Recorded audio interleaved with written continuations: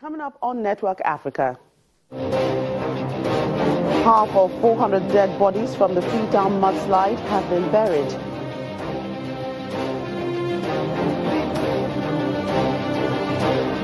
Gabriela Engels speaks to the public about being assaulted by Zimbabwe First Lady Grace Mugabe.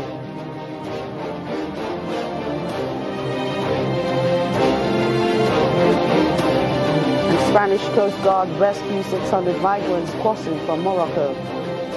Let's begin Network Africa.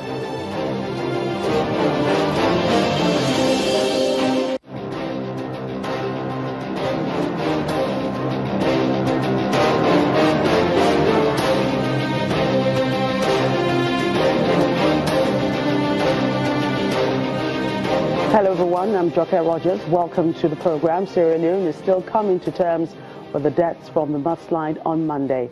Morgues in Freetown are set to be overcrowded because of dead bodies deposited there. One health official says that they have had to bury at least half of the 400 dead bodies to create room for more. Those buried have been identified by relatives and family members.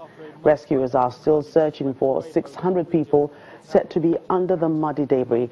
The government of Ernest Bai Koroma is still appealing for international assistance as the country observes a 7-day mourning period. However, the threat of further mudslides around Freetown remains, and many areas of the capital are near sea level and have poor drainage systems, which makes flooding worse during the rainy season.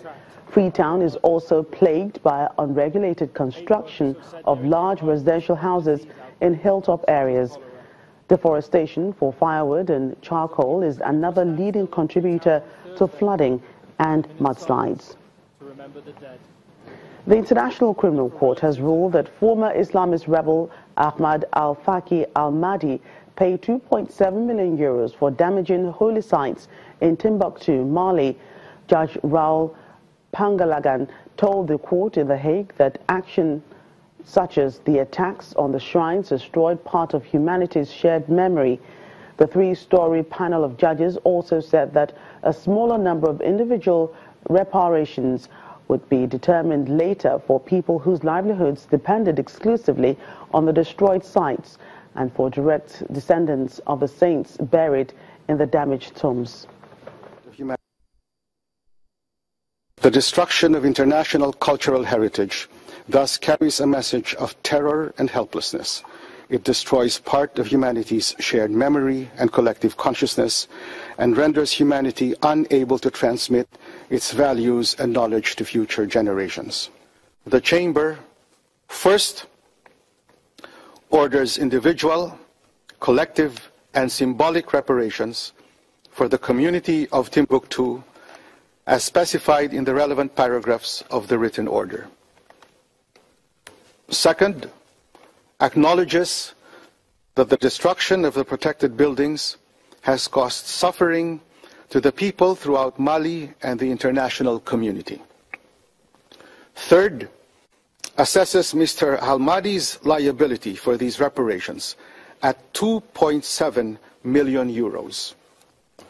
Fourth, encourages the TFV to take steps to complement the reparations award and provide broader assistance for victims in Mali. The government says 7 Al-Shabaab militants have been killed in a security operation in the Juba region. Residents in Jilib town reported witnessing airstrikes in the area. The operation had been conducted in coordination with international partners, according to the government, most likely referring to the United States, which carries out strikes in Somalia from its base in neighboring Djibouti. Among the militants killed is a senior Al-Shabaab leader responsible for multiple bombings in Mogadishu. Gabriela Engels, the 20-year-old model allegedly assaulted by Zimbabwe First Lady Grace Mugabe, has been speaking to the press concerning the incident. Her lawyer, former state prosecutor Gary Nell, says that his client has been offered money by Mrs. Mugabe to settle her complaint. In the meantime, South Africa police have issued a red alert for Mrs. Mugabe at the country's borders. The announcement was made by Police Minister Fikile Mabalula Gabriella's lawyer says that if Mrs. Mugabe tried to leave the country, then an arrest warrant will be sought and executed and when she returns to the country. She also revealed that an investigating officer had contacted his client and told her that a warrant of arrest for Mrs. Mugabe was being sought already. The family's not been kept abreast of everything that's happening. There are more concerning things, and that is that the family's even been approached via a third party to accept an amount of money to settle this.